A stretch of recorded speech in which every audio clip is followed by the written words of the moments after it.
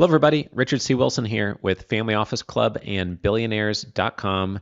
We are interviewing 100 billionaires. We're asking them 3 questions each and collecting over 500 insights from these 100 billionaires. I'm also reading every one of the 240 books written by billionaires, not on them, but actually authored by them, importantly. And today we have with us someone really exciting. They're the newest, youngest billionaire out of India. If you've been paying any attention to the news cycle in 2024, you'll not be surprised to hear that he works in the area of AI, Web3, cybersecurity, blockchain, and blockchain-related operating system and infrastructure solutions. So we have with us here today Pearl Kapur, and he is from India originally, but based in Monaco. And we are excited to complete this interview today. So thank you for being here today, Pearl. My very first question is, if you were to look back over the course of your success, what was the major turning point or action or choke point you acquired that really increased all of your momentum from there on out? The fact that I'm relentless when it comes to learning new things and ability to sell. This is a huge competitive advantage.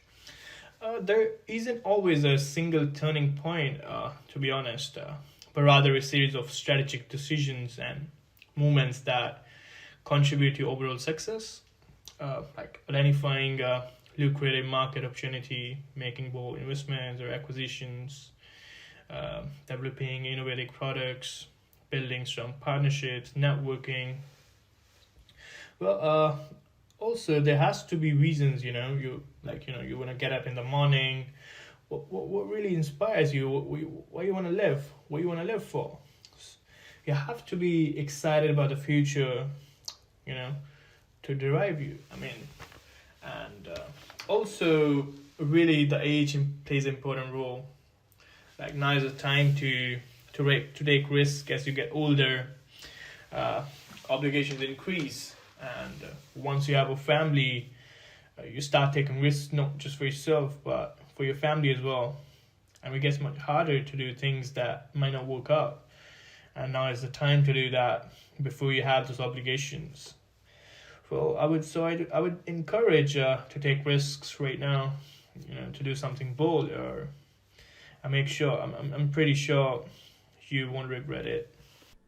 Wow, awesome. Yeah, I love that answer.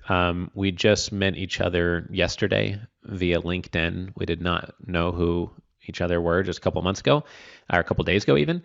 And I've been talking a lot within our investor club about how I'm trying not to take any meetings I don't want to take. I try to only work on things that I'm very excited about. And if you don't live by those rules, how can you be excited about your workday? How can you be excited about what you're trying to get done this month or this quarter if you allow things to get into your calendar and take your time that is not truly, genuinely exciting? So I loved that answer. And I love that it just genuinely came up without me prodding or asking about that. I also took some notes here on taking bold moves, being inspired, and relentlessly learning.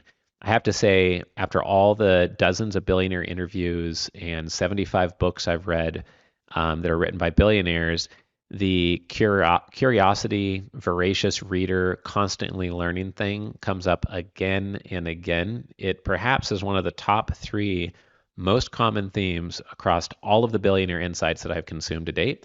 So I love that you brought that up as well. I'd like to move on now to the second question that we'd like to go over, and that is, what is the most valuable strategy that's worth far more than $1 million that you wish someone had provided to you earlier on before you started your business or earlier on in your career? I would likely attribute my success to a combination of strategies rather than a single one. However, one valuable strategy that could potentially accelerate my success earlier on would be the concept of leverage. Learning how to effectively leverage resources, whether it's through people, technology, or capital, it can significantly multiply the impact of my efforts and investments. Yeah. The most important thing that I learned is proximity is power. If you want to grow, Like you want challenges in your life, you get challenges for yourself to grow.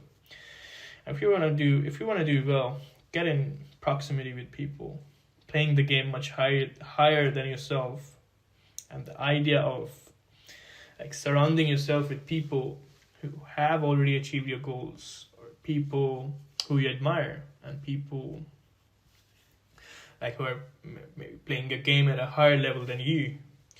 Well, I mean, in simple words, well, it's like a simple act of whom you spend your time with is who you become. Great, got it. So proximity is power. That was one of the top three things that Tony Robbins decided to emphasize when we asked him these three questions as well. Hang around with people that have already been playing the game for 10 or 20 or 30 years, who have won at the game that you're trying to play. People who have been down the path before you, people that are who you want to become in the future, because you do become like those that you hang out with and consume ideas from all the time. Love that answer. That's pretty much the whole reason why we bought billionaires.com. It took us 12 years to acquire it. That's why I want to interview 100 billionaires and read all the billionaire books to be a bit more like them in ways that make sense for the type of life I want to live. So really love that answer. And just this morning on LinkedIn, I saw a post that said, "Are you fatigued?" A lot of my clients are saying they're already very fatigued this year, and it's only February. How are you dealing with this? I responded as politely as I could, saying maybe don't hang out with people complaining that they're already fatigued. In my circles, I talk to people who are pretty excited about what they're doing, a lot of big things going on, big ideas, making big, bold moves, etc. And if you surround yourself with complainers, they're going to keep on complaining, and you'll find yourself complaining before long. So doing the opposite, I think, is what's really important. So I love that you brought that up. We often say at our investor club events that Family Office Club should be a perpetual learning machine for you. Just like going down the rabbit hole of trying to study every mental model you can and strategy you can that comes from a billionaire, I think is just a fun adventure to go on and kind of a never-ending path. So I'd like to get to our third question here, just to respect your time for today. And that is, what's the number one costly mistake that you have seen? And this is something that maybe business owners make or you've made in the past. And what's a mistake that you've seen that's really costly that could be easily avoided, perhaps? One of the most common and costly mistakes I've seen investors or business owners make is understanding the importance of through due diligence. This includes not fully understanding the market, or failing to access risk, overlooking critical details in partnerships and or acquisitions. Yeah. Also, making crucial decisions on investments, the right timing of investments, and hiring right people. And another costly mistake is letting your emotions drive on decisions instead of relying on data or analysis. Great, got it. So what I'm hearing is just having a lot of strategic due diligence, research, careful, thoughtful actions on who you partner with, obviously who you hire. That makes or breaks, obviously, the entire company. A single partnership I've seen catapult a company to tens of millions of revenue that before was not even on the radar of other competitors. And all of us know hanging on to a bad employee or having the wrong CEO can completely ruin a company and take it off track. So appreciate you sharing those ideas. And I love that you spent the time here with this interview today. So thank you. We'll keep in touch and hope to have you come do a fireside chat sometime at one of our Investor Club summits. Take care. All right, that concludes this interview with Pearl. So if you know somebody who's $1 billion plus net worth, they could be first, second, third generation, and they wouldn't mind answering our three questions via email, an audio message, a video interview on Zoom, a fireside chat, or a keynote speech on stage at one of our 1,000+ person investor summits, we would love to interview them. If not, please enjoy the rest of the interview series by going to billionaires.com, where you can get hundreds of mental models directly from billionaires, unfiltered and exclusively available at billionaires.com. Thank you.